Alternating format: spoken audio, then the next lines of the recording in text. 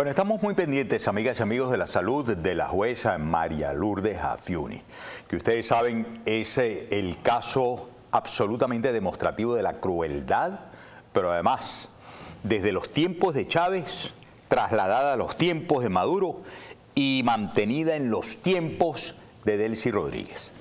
¿Qué carrizo de amnistía puede entenderse como quiera que no haya resuelto el asunto después de largos 16, 17 años de martirio de la juez María Lourdes Afiuni?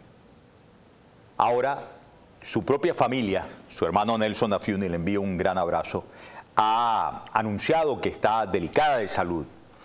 ¿Y acaso ese deterioro de la salud no tiene que ver con todo el trato cruel, inhumano, el maltrato, la angustia, la supresión de su libertad?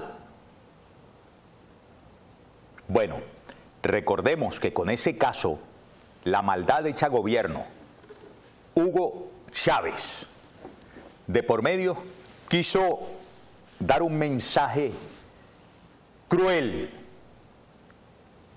a la comunidad de jueces y fiscales que no se alinearan en la aberración que el régimen, desde el punto de vista de terrorismo judicial, también ha representado. Como por ejemplo, el caso de haber mandado desde el piso 10, votado desde la sede del SEBIN en Plaza Venezuela, a Fernando Albán, representó, imagínense ustedes, un mensaje a los adversarios políticos que se atrevieran a confrontar a Nicolás Maduro. Recuerdo esos tiempos con toda claridad. De ese caso, por cierto, porque era su hermano de luchas, querido del alma, Fernando Albán, de Dinora Figuera, termina Dinora Figuera amenazada y teniendo que huir a un exilio que duró hasta hace poco 8 años. Le robaron sus activos, atropellaron a su familia, como la familia toda de la juez Afiuni ha terminado junto con ella siendo cruelmente tratada, cruelmente torturada, presa con ella. Voy a leer lo que hemos publicado aquí en EBTV. Ex jueza María Lourdes Afiuni sufre recaída de salud tras 16 años de persecución judicial. Nelson Afiuni, hermano de la ex jueza María Lourdes Afiuni, informó que presentó una recaída en su estado de salud y que la familia se mantiene atenta a su evolución. La complicación médica ocurre semanas después de que la defensa denunciara que un tribunal ordenó nuevos exámenes psicológicos para prolongar las medidas cautelares, pese a que la condena impuesta en su contra ya fue cumplida. Este es otro datazo, ¿no? Que no es menor, es absolutamente clave. La hicieron cumplir completamente la sentencia y nada que resuelven el tema de goce pleno de su libertad. Detenida en 2009 por otorgar una medida cautelar al empresario Eligio Cedeño bajo normativas legales y de la ONU, que a través de su comisión de detenciones arbitrarias había recomendado la liberación de Eligio Cedeño. Yo recuerdo con claridad porque estaba trabajando muy de cerca con Eligio Cedeño en aquel entonces, acompañando en una causa que era de derechos humanos. Muchos meses llevaba sin audiencia, preso, secuestrado. Un tipo que se había entregado voluntariamente, porque dijo, no debo, no temo, voy. Preso lo dejaron, secuestrado.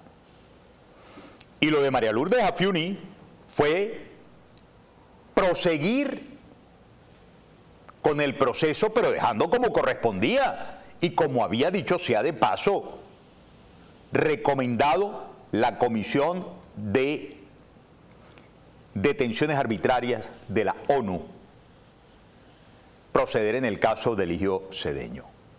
Inmediatamente se le fue el monstruo del terrorismo encima. Muy bien. Bueno, Afiuni suma más de 16 años enfrentando restricciones y procesos ante los tribunales. José Amalio Graterol, quien es nuestro compañero aquí en La Grieta y quien forma parte también del equipo de Los Arroceros, un programa emblema de los miércoles en la noche, creo que es los miércoles en la noche, ¿no? Maravilloso que sea los miércoles en la noche. Hay un buen programa los miércoles en la noche. Lo otro es la miércoles que habla miércoles, los miércoles por la noche, ¿no? Se preguntó, ¿hasta cuándo tanta maldad contra una mujer? Ya basta, no más daño a la juez. Esta fue su expresión porque él fue su abogado de la juez María Lourdes Jaffiuni. Escuchamos a José Amalio. Y es que mi amiga, la respetada juez de Venezuela, María Lourdes Jaffiuni, ha tenido una recaída oncológica y en este momento está hospitalizada. Están revisando a ver qué es lo que tiene. Ella fue torturada por estos criminales durante años, fue violada físicamente, tuvo cirugías de reconstrucción de ano y vagina, como todo el país lo sabe, tuvo signos de tortura. Luego en el año 2021 tuvo un cáncer en el labio inferior, donde tuvieron que cercenarle el 70% del labio y hacerle una cirugía. Y hoy, para raíz del domingo, se sentía muy mal y está hoy hospitalizada. ¿Hasta cuándo la maldad de estos criminales con la gente en Venezuela? ¿Que vamos a seguir hablando que si diálogo y cosas de estas mientras siguen los presos políticos, mientras Perkin Rocha está hoy con un grillete como si fuese un criminal? La jueza Jaffiuni tiene 16 años sometida a un proceso judicial donde lo que generaron fue una muerte civil de ella. No ha podido ver a su hija en 10 años, no conoce a sus nietos. ¿Hasta cuándo una medida cautelar maldita de prohibición de salida del país para poder ver a su familia de la juez María Lourdes Jaffiuni, mientras hoy tiene una recaída oncológica donde aparentemente volvió a aparecer esta enfermedad maligna en ella? ¿Y por qué se da? Por la maldad de estos criminales, por la maldad de mantener a una persona sometida durante 16 años sin haber cometido delito, a medidas de coerción personal, a una prisión, a violaciones, a amenazas de muerte, a la imposibilidad de tener seguro, a la imposibilidad de ver a su familia, a sus hijas, a su hija y a sus nietos. ¿Hasta cuándo esta criminalidad? Vamos a una mesa de diálogo para ver qué se va a hacer con Vargas.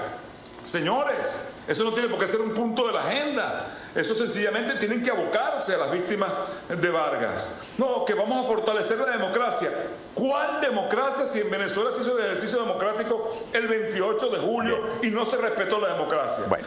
Que vamos a hablar sobre los derechos y garantías políticas. Eso tiene que haberse restituido antes de llegar a una... Un gran abrazo a José Amalio. Ahí estaba su expresión sentida, además, porque se trata de su amiga personal, con quien ha tenido desde el momento cero de toda esta historia una gran relación.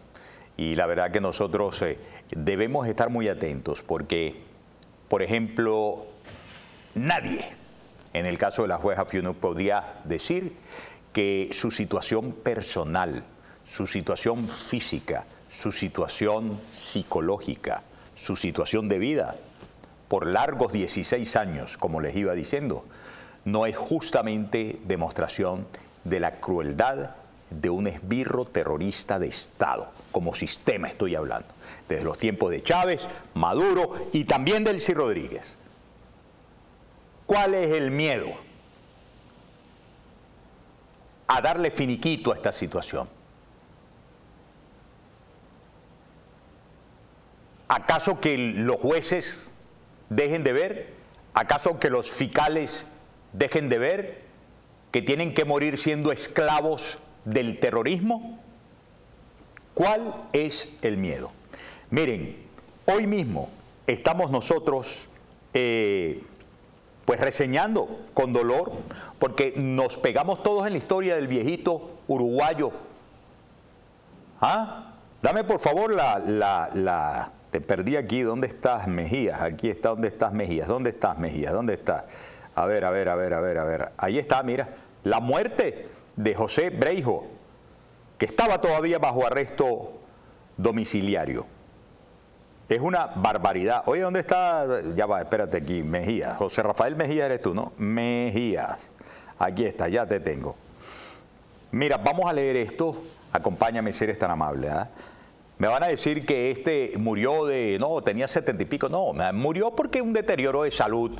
Eso siempre me recuerda a mí aquel tema de la canción de Plantación Adentro, que cantaba con la banda de Willy Colón, el gran Rubén Blades. Decía, claro, si después de un atún de palo que se muera es normal, porque habían referido que un esclavo en la plantación había muerto por muerte natural. Natural, no naturalmente que por las torturas muere la gente. Y lo del señor, increíble. Y el deterioro de la juez, increíble. El periodista y activista Carlos Julio Rojas reportó la muerte del expreso político uruguayo-venezolano José Breijo. Tenía 71 años, se encontraba bajo medida de casa por cárcel luego de ser acusado injustamente de terrorismo. ¿Saben cuál es la historia, no? Él tomó la foto en una institución pública de una bandera, creo que era del Hamas o del Hezbollah. Ah, listo, agarraron por terrorismo. Los aliados con el terrorismo lo agarran y lo meten en una prisión por terrorista. ¿Qué tal? Y allí estuvo varios años, creo que estuvo 3 años, ¿no? Luego lo sacan últimamente, exacto, fue detenido en 2023. Luego lo sacan últimamente. Cuando va a ir a su casa, ¿qué pasó en su casa? La había invadido uno de los esbirros del grupo que lo había detenido en el año 2023. Ah, qué chévere. Tuvo que quedarse durmiendo en un colchón en el pasillo, en compañía de su gran amigo. Yo me imagino que hoy debe estar muy triste. Carlos Julio, le envío un gran abrazo.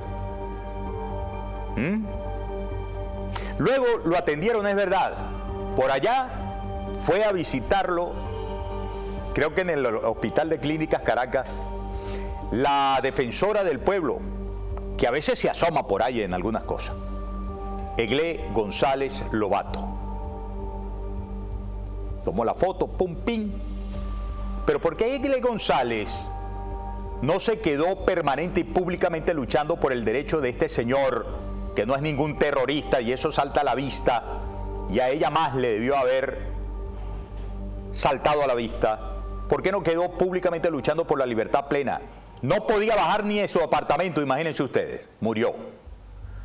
Ahora, ¿murió de muerte natural o lo asesinó el terrorismo judicial del régimen? Moléstense pues, lo que queda de régimen. Quien justifique a los culpables de esa muerte es cómplice de un asesinato del terrorismo judicial que desgraciadamente reina en Venezuela también desde hace muchos años. Voy a hacer una pausa, amigas y amigos, y al regreso vengo con el corolario de la entrevista el día de hoy. No se muevan de ahí.